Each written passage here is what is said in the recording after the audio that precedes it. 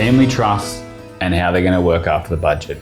So big announcements in the budget in 2026 with proposal of changes to family trusts from 2028.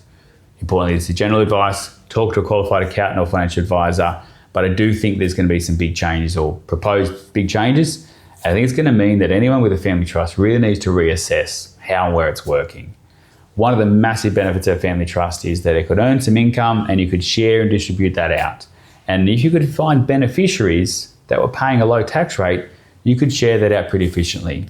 We've got some clients that might have $1 million or $2 million in a family trust. That's making 80 grand a year of dividends. Split that between husband and wife, 40 grand each with some franking credits from the shares. They're not paying any tax. In fact, they're probably getting some tax back. All their other wealth is inside a super tax-free, so it's been a great little setup for them. But clients like that, we're going to be looking to reassess with these changes coming into works. Not doing anything today, it's not yet legislated, doesn't come in for a couple of years, but I think it's really important to review structures in that space. Because what's going to happen on these new rules, same scenario, $2 million, making 80 grand, call it 4% in dividends, that 80 grand is going to have to be taxed at a minimum of 30%. So tax the trust is actually going to need to pay. Now, if there's some franking credits there, that might help towards that, but if not, that's physically tax that's got to be paid. Now, it becomes then a non-refundable tax credit, whereas at the moment, most tax credits are refundable. In the scenario I said before, split that 40 grand each. If you've only meant to pay tax and you get a 12 grand credit, but you should have only paid 6, you'll get 6 back.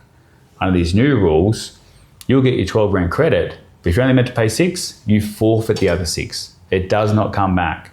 That money is gone. You're going to be wearing a minimum of 30% tax on that. Now, if those same shares were picked up in a joint name, so just 50-50 each, they would get those tax credits back. If they were in a company and the company paid a dividend out each, they'd also get those credits back.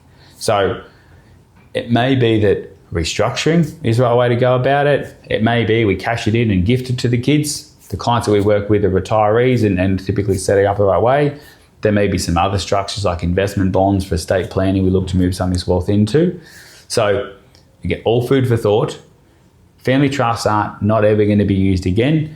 They're still attractive in different ways. We can distribute income, we can share income.